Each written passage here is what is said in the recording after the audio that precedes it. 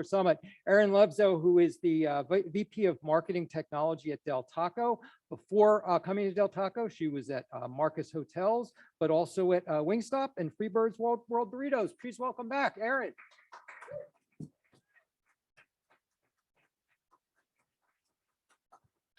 All right.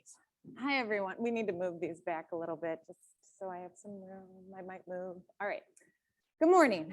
So they thought it was a really good idea to put me talking about tacos before lunch, right? Like that makes sense. So I'm already hungry, I'll tell you that much, but you're going to be really hungry after we talk about this. And we want to talk about Del Yeah Rewards. So we launched this very recently and we started from the bottom. We started from the bottom, right? We had an app before. We had an app. It was a coupon app. It was a coupon app. There was no rewards in it. You downloaded it and I gave you basically your FSI in an app. So people loved it, right? Of course they loved it.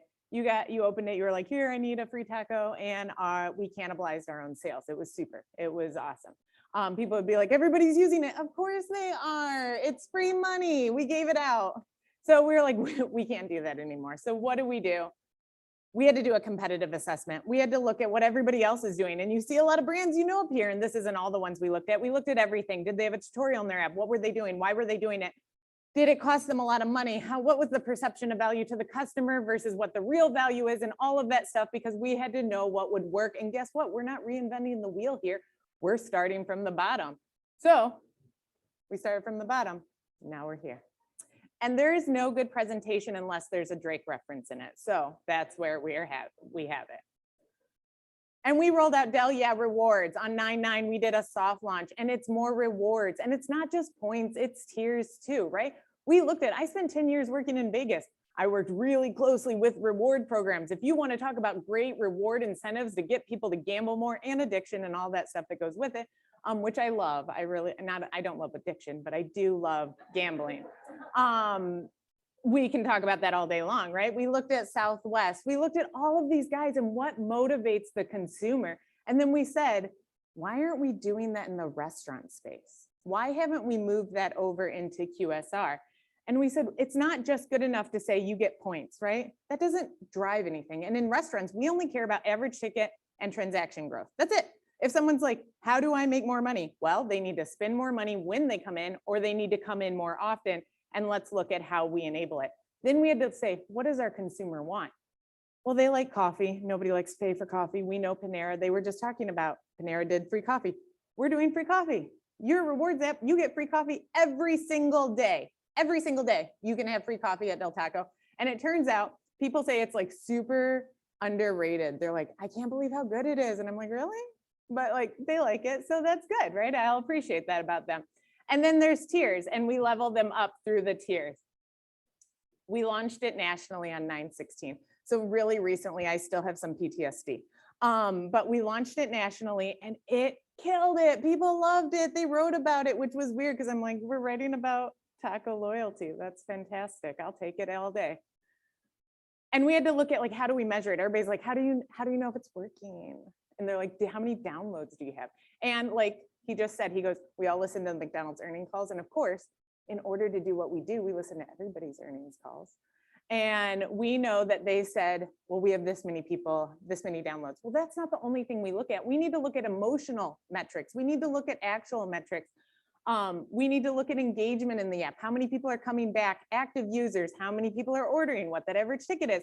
And you know what, when you measure something, all it does is ask more questions. Anytime I send out a report, someone goes, well, what about this? And you're like, yes, we need to look at that too. So we're measuring it across, and we didn't have to do all the research ourselves because Visa came out with a QSR study earlier this year. And I'm sure you've all read it and you all love it because it told us we were doing the right thing. And it said it's not good enough just to have a points-based program or a punch card or a come in this many times and do this. But when they studied QSRs that had loyalty programs that were enhanced, meaning there was a surprise and delight, meaning there was tiers, something else to the program, you drove a shit ton more money. Oh, well, I like a shit ton, so let's do that. And we had to choose a partner. So we looked at a lot of partners. We RFP'd a lot of partners. We looked at everybody under the sun. We talked to a lot of people. And we wanted something because I work on a lean team. So like me being here right now, like that's like 50% of my team. But we really small number of team, amazing team. But we can't go into 25 vendors. Like I can't be logging into 25 platforms and trying to integrate them all. I need someone that like, it's all kind of under one roof. And as much as you're all going to come up to me after this and be like, we're different. We're completely different. You won't even have to log in. It's going to be great. We're going to automate everything for you. I have yet to see that happen. I challenge you for that. So we did choose Cheetah, and we were able to build an entire personalized path to engagement from start to finish. It was wonderful. It was painful. It was exciting. And in case anyone's wondering, they're like, was it super smooth? And I hate that question because I don't know if you've been part of tech rollouts of any kind. I have yet in my entire life, I've done this in casinos, hospitality, retail, anything. They're lying to you if they say it was super smooth. There's never been a super smooth technology rollout, right? Apple went down selling the latest iPhone. If Apple can crash, what are the effing chances I can figure it out? So we launched it, soft launch. We built people up. We told them, hey, guess what? We're going to build a loyalty program. It's going to be exciting. We had a French fry and like it grew. It was great. And then we had to acquire and convert them. And we had to tell them why it's cool because downloading an app is a hurdle. All of us in this room, we're smart. We use apps. We probably use them all the time. You're using them right now. That's why you're not looking at me. I totally understand. But the common person doesn't. And for them to download or update an app is super painful. I know, because I read the complaints and they're like, I don't understand why I have to update. I don't want to update. I don't want to stand in your store and update. And for some reason, people don't have great iPhones or great technological devices everywhere. I wish they did when they're ordering Del Taco. So we had to make it stupid simple. We had to tell them multiple ways to download our app. And then we created more ways to engage because there are some people out there, it's going to sound weird, that don't have a smartphone. I don't understand it. It causes me a lot of pain. Like I'm addicted to mine, just as you are to yours. But there are people that don't. And sometimes they also think I'm tracking them, which I am, but they don't want me to do that. So they say, I don't want your app. I don't want your app. You are discriminating against me because you don't let me, and I'm not going to put your app on my phone. And so we said, okay, fine. We will build a web portal that does everything the app does, which is awesome. And we'll let you put a card in your wallet, right? You can just save it to your Apple wallet on your phone and bring it in and scan it. You don't even have to have the app on the phone. That's fine. We'll work with you, right? We'll make it easy. Or words that I hate, frictionless, seamless, all of those, right? And then we had to onboard guests. We had to get them on a journey, right? There's more ways. We had to teach them about the loyalty program, why it's great, because sometimes we get too close to the product, right? We get too close to it and we go, well, everybody knows it's great. And we forget that actually nobody knows it's great, right? So we want everyone to know. So we build it up, we talk to them. And just for downloading the app, you get 2 free Del Tacos, which are like our best Del Tacos. And we are all over in California. So you should all have the app on your phone by that time I'm done talking about this. And then we teach them all about the rewards and what they get and how they can level up and why it's important to get to Epic and why it's important to get to Epic fast, because we built it where you keep that tier status for 6 months post you get it. So in Southwest words or casino words, that's a year. You get to keep it for a year, but our customer comes so frequently and we want them to come back more because of more transactions. You get to keep it for 6 months and then you start all over, or you keep wherever you built up to in the next 6 months.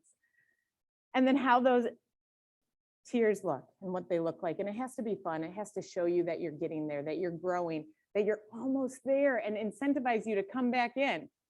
But we're not done, right? Because just like building a website, you don't build it and forget it, right? This isn't Field of Dreams. We're not done.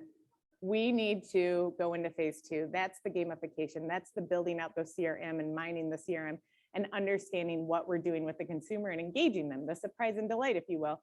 As well as just doing some things that are fun, right? This is our core group that have said, hey, we care about you and we want to come in. We're your most loyal customers. So what do we do with them? And so that'll be the future. In fact, I'll start building it tomorrow. We'll see. We'll see how it goes. And how did we get here? Well, I joined Del Taco just over a year ago.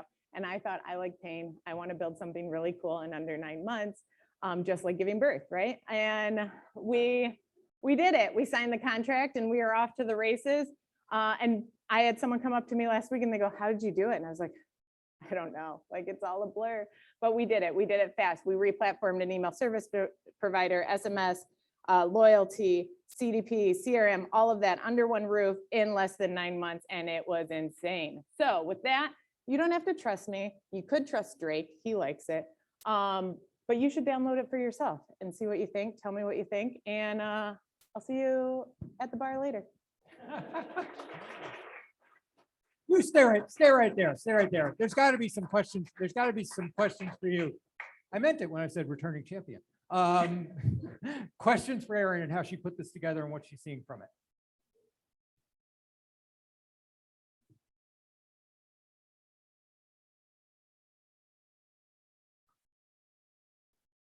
How's it going?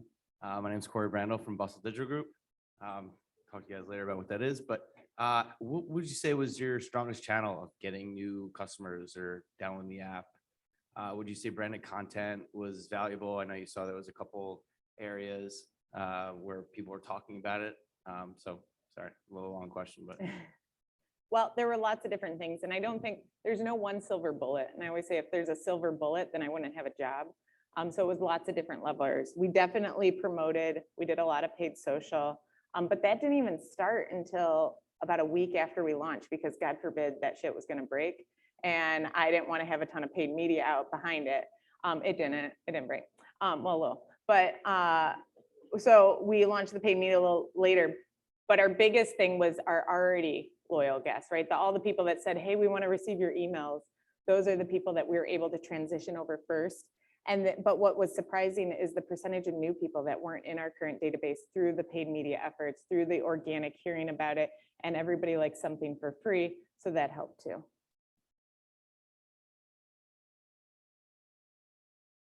As you're leaning forward into that next stage where you're using behavioral triggers to try to further personalize and customize, what are the different levers that you're looking at? Are there particular are you already entertaining or thinking about different kind of reward offers for different kinds of customers? And what kind of behavioral triggers are you looking at to try to move in that direction? Yeah, so we look at a lot of data to understand even now, like what the right tier offers were, but understanding a consumer, and someone might be like, how do you personalize a taco? You'd be surprised. Most of our tacos are modified, right? The way you eat a taco is different than the way you eat a taco. And that guy just likes a bun taco. So like, whatever, that's your deal, right? We also sell cheeseburgers, which are delicious. But there's a lot of idiosyncrasies about what you eat and choose to eat that we look at all of those orders. What's in your cart, what's in your basket, what you want to try. And there's a lot of upsells we have too. We have a very big menu. Thrillist names us the #1 value menu in the QSR space. And so with that, we have a lot of understanding of those behaviors that someone does. And when they eat it too, like there's nothing worse. There's a company, a restaurant concept, I'm not going to name names, they're not in this room. They send me a text message in the morning and it says, Erin, you get a free dessert. And I'm like, I have self-control in the morning. I am going to be skinny. And every morning I start the morning with like, you know what, I'm going to work out. I'm only eating salads, but they should text me it at night because that's when all that self-control goes out the window. And I'm like, give me the effing cake. But they don't, and I don't understand that. So understanding the right time of day to talk to your customer, and it's different for you versus me versus the person who enjoys like a really entertaining evening out, and at 3 a.m. that's when they eat Del Taco, right? Like that's important to know so that we personalize that off of their behaviors. Erin, you're going to be leading the roundtable on this topic at the end of the morning. Thank you, Erin. That was great.